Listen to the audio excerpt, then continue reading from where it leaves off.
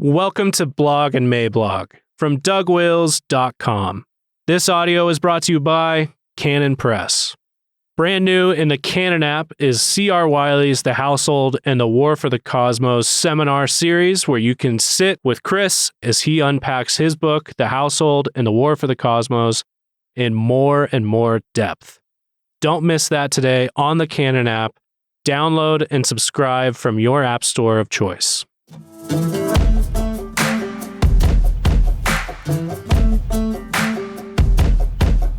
In which Time magazine reports that we've always been at war with Eastasia. February 8th, 2021. Introduction.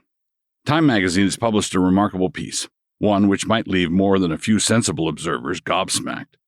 It is a piece which acknowledges all manner of jiggering with this last election, but quite naturally stops shy of saying that we delivered millions of fake ballots in the middle of the night. They don't say anything like that. But what they do acknowledge right out in the open is what a number of us have been pointing to all along, earning us the jibes commonly reserved for nutcases, conspiracy theorists, dieharders, and manufacturers of really swell pillows. The article in question was entitled, "The Secret History of the Shadow Campaign That Saved the 2020 Election." And when you read through the article, what is it that comes wafting off those words, like heat radiating from a wood stove? Why, it is that serene sense of the writer's status as one of the anointed ones, thus making the article entitled in both senses of that word. Self-congratulation permeates this piece, the way a bad gravy permeates a rancid stew. Don't take my word for it. Let me go get some tongs and show you a sample. Quote, "That's why the participants want the secret history of the 2020 election told, even though it sounds like a paranoid fever dream, a well-funded cabal of powerful people, ranging across industries and ideologies, working together behind the scenes to influence perceptions, change rules and laws, steer media coverage, and control the flow of information. They were not rigging the election, they were fortifying it." Time magazine, "We have always been at war with Eastasia," 2021. Kind of gives you a warm feeling in your throat, doesn't it? Like the way you feel right before tossing your cookies. There are people out there protecting us all by influencing perceptions, changing rules and laws, steering media coverage, and controlling the flow of information. I just love it when the champions of uplift fortify our elections like this. So seriously, what is going on? What I would like to do here is point out what I believe their strategy must be in publishing this particular piece of impudent effrontery.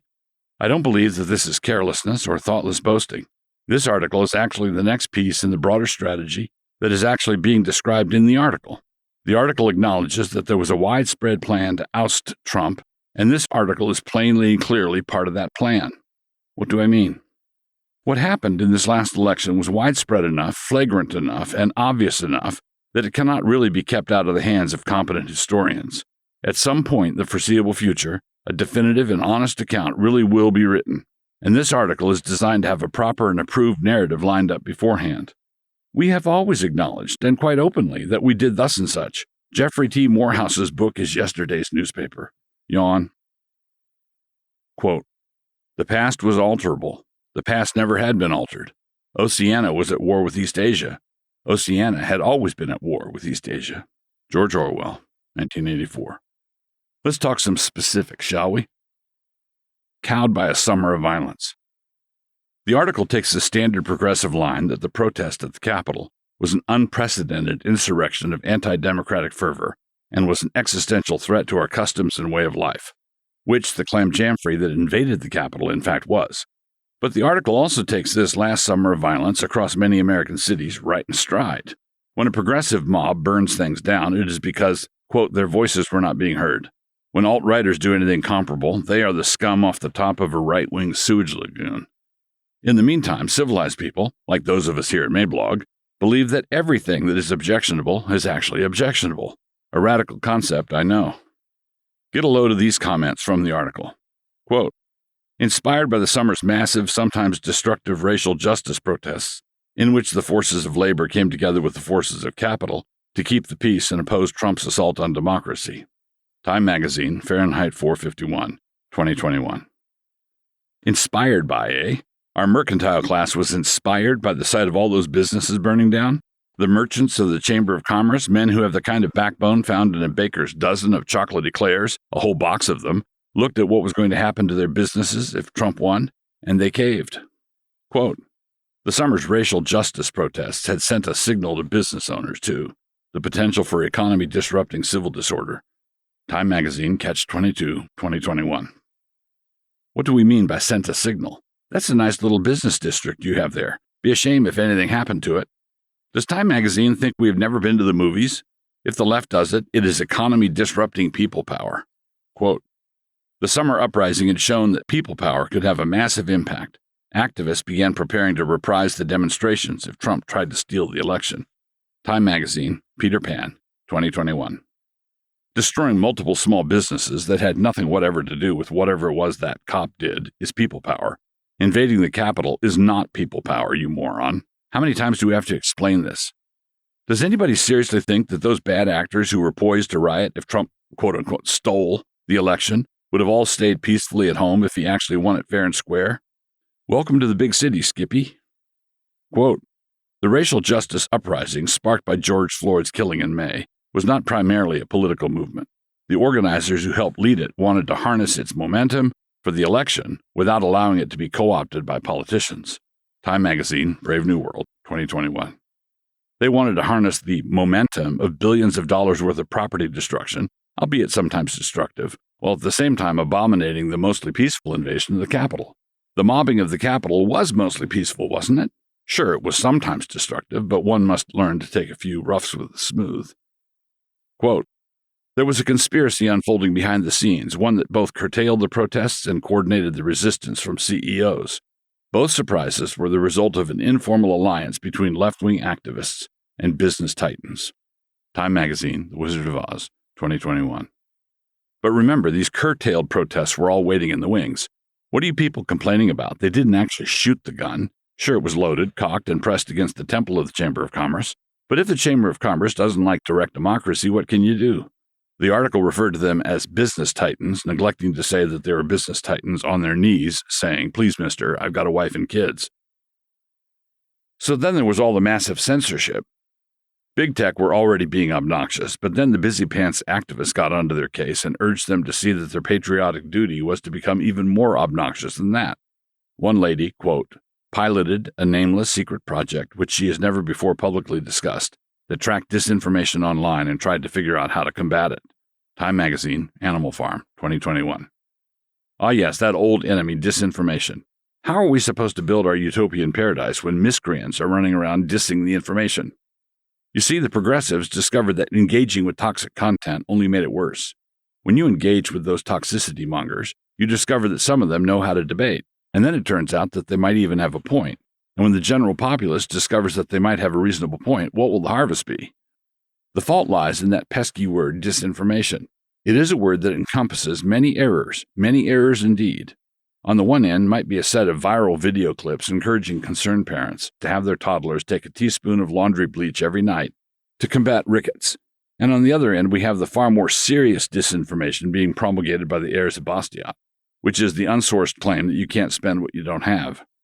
Speaking for myself, I would be willing to have a debate over whether big tech could take down the former without abusing our liberties. Well, it seems to me that to cheerfully throw the latter into the same big box called disinformation is somewhat troubling. You know, some of us still pine for the old freedoms. Quote, the solution, she concluded, was to pressure platforms to enforce their rules, both by removing content or accounts that spread disinformation and by more aggressively policing it in the first place. Time Magazine, Through the Looking Glass, 2021.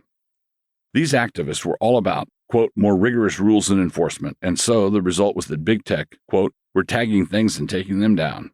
They were taking down the hazards of alternative viewpoints, the cancer of dissent, the poisonous rot that some call hearing the other side out, and the toxic mix that results when fathers stay faithful to their wives and come home every night. That last mentioned radioactive mess is called the patriarchy, or white supremacy. Take your pick, depending on which feeling got offended and what kind of argument you are losing. Quote, the handshake between business and labor was just one component of a vast cross-partisan campaign to protect the election, an extraordinary shadow effort dedicated not to winning the vote, but to ensuring it would be free and fair, credible, and uncorrupted. Time Magazine, Pride and Prejudice, and Zombies, 2021. So do not dare to think that all this was dedicated to winning the vote. No, heaven forfend. They were just wanting to ensure that it would be free and fair. The means for doing this, remember, was by influencing perceptions, changing rules and laws, steering media coverage, and controlling the flow of information. The fact that all this free and fair manipulation won them the actual election was just a bonus, a totally unexpected byproduct. No one was more surprised than they. But I think they may have made a mistake when they included credible in their list of desiderata. This is because, and I hesitate to point this out, nothing about this is credible. We can all see what they're doing, you know. If we ever get back to the point where we are allowed to have an actual political debate, and I were invited to it, and I'm just daydreaming here, I would like to be allowed to ask a question.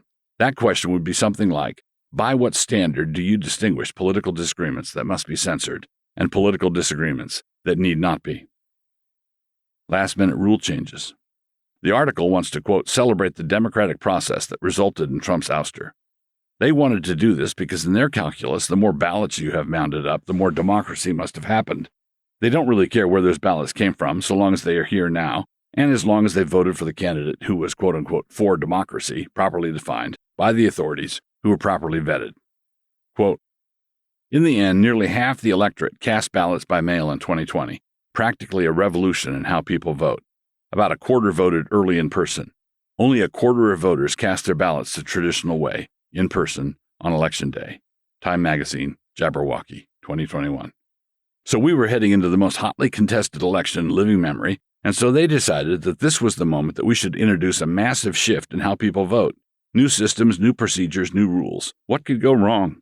Meanwhile, COVID was doing its part for Biden by making the normal procedures, the one with all the old school safeguards, a risky business. Quote, normal methods of voting were no longer safe for voters or the most elderly volunteers who normally staff polling places.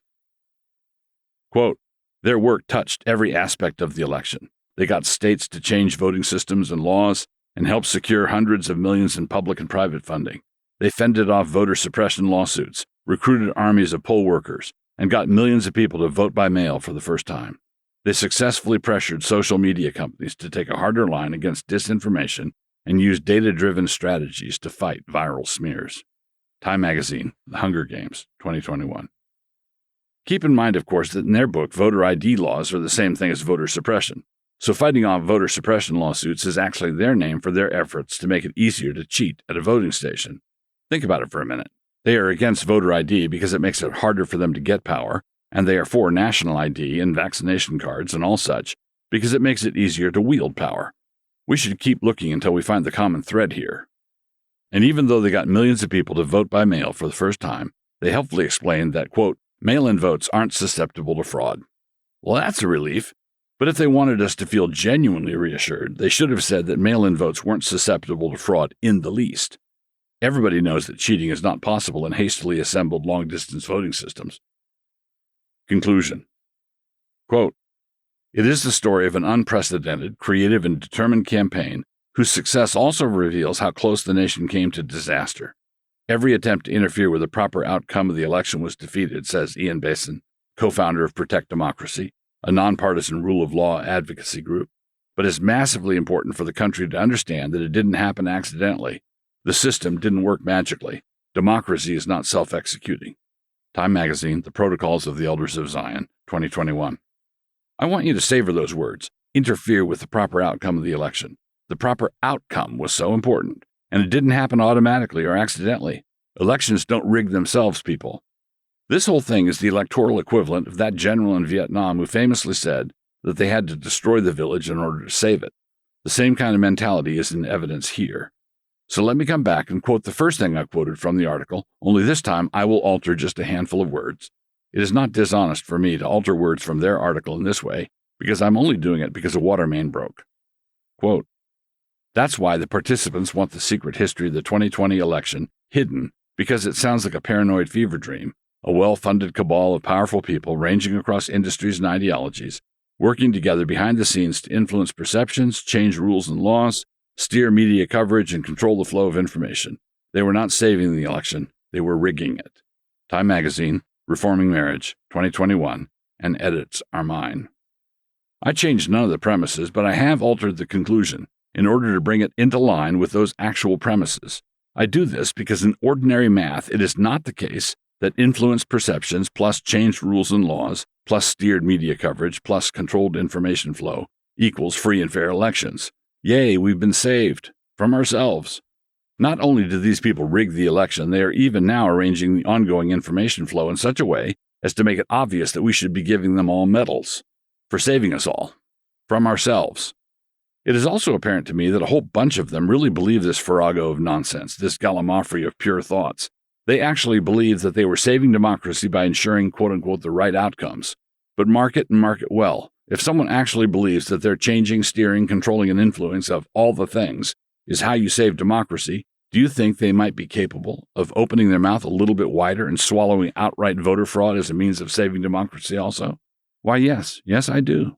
I don't think there's any limit to the gullibility of most of them or to the wickedness of the rest of them. Postscript. Waiting for the flashpoint. A time of sober reflection on these realities should bring you to one pretty stark conclusion. Forget this administration. This whole establishment is illegitimate. How illegitimate? Well, pretty illegitimate. These things are hard to quantify, but this establishment is as illegitimate as the red-headed baby of a $2 hooker in a seaport town 9 months after the fleet put out to sea again. Like I said, that is pretty illegitimate. Quote, Trump has made it clear that this will not be a fair election and that he will reject anything but his own re-election as fake and rigged, he wrote. On November 3rd, should the media report otherwise, he will use the right-wing information system to establish his narrative and incite his supporters to protest. Time Magazine, Snow White and the Three Stooges, 2021. Trump was clearly going to cheat, and so we cheated in order to save the game from cheating. Had we not cheated, the game might have been won by cheaters. The article also mentioned the help of Trump-skeptical Republicans appalled by his attacks on democracy. What they meant to say was that a number of Republicans were appalled by Trump's assault on good manners. If they wanted to concern themselves with attacks on democracy, they would have to look elsewhere. I hear Time Magazine has a recent article on that. Quote, Democracy won in the end. The will of the people prevailed. Time Magazine, The Gettysburg Address, 2021. Sure it did. I have said many times over that all our cultural battles are battles over who controls the dictionary, and this statement above is absolutely true. If they are allowed to define democracy, one, will, and people. In the header above, I say that we are waiting for the flashpoint. That will be what happens if all this ends with a bang. But it could end with a whimper, where everything just comes unstuck. That might happen too, because things are coming unstuck as we speak. Either way it goes, Christians can best prepare themselves for an unknown future by staying clear in their minds about a known past and trusting in a known Christ. The one advantage we have on this memory hole business is that certain gospel truths don't fit down it. If you cling to those, you won't fit either.